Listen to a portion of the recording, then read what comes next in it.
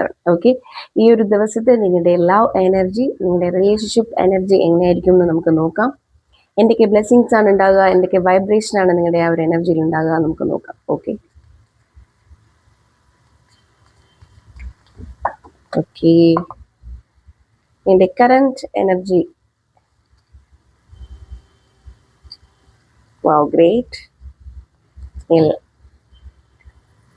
എങ്ങോട്ടേക്കാണ് പോകുന്നത്, എന്താണ് universal guidance എന്ന് നമുക്ക് നോക്കാം. വളരെ നല്ലൊരു റീഡിംഗ് ആണ്. നിങ്ങൾ കറന്റ്ലി വളരെ ഹാപ്പിയാണ് നിങ്ങളുടെ റിലേഷൻഷിപ്പ് എനർജിയിൽ എന്നുള്ളതാണ് കാണുന്നത്. ഒരുപാട് എക്സ്പെക്ടേഷനോട് കൂടി മുന്നോട്ട് പോകുന്നതായിട്ടാണ് കാണുന്നത്.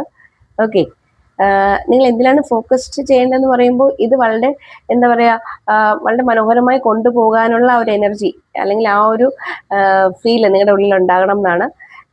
ഓക്കെ, അത് വളരെ മനോഹരമായിട്ട് മുന്നോട്ട് കൊണ്ടുപോകുക. യൂണിവേഴ്സിന്റെ എല്ലാ ബ്ലെസ്സിങ്സും നിങ്ങളുടെ ഈ ഒരു റിലേഷൻഷിപ്പ് എനർജിയിൽ ഉണ്ട് എന്നുള്ളതാണ് കാണുന്നത്.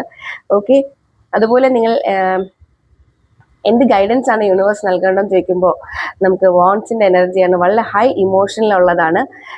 ഓക്കെ, ഈ ഒരു റിലേഷൻഷിപ്പ് നിങ്ങൾക്ക് എന്തുകൊണ്ടും വളരെ ഒരു ബ്ലെസ്ഡ് ആയിട്ട് ഫീൽ ചെയ്യും. നിങ്ങളെ ഒരുപാട് ടേക്ക് കെയർ ചെയ്യുന്നതായിട്ട് നിങ്ങൾക്ക് തോന്നാം. നിങ്ങളുടെ സോൾ കണക്ഷൻ ആയിട്ടൊക്കെ നിങ്ങൾക്ക് ഫീൽ ചെയ്യാം. അങ്ങനെയൊക്കെ നിങ്ങൾക്ക് തോന്നാം. അങ്ങനെ ഒരു റിലേഷനാണ് ഇപ്പോൾ കാണുന്നത്.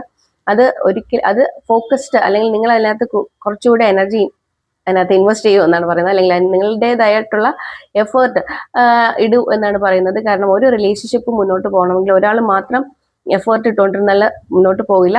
സോ നിങ്ങളും അതിനകത്ത് എഫേർട്ട് ഇടൂ.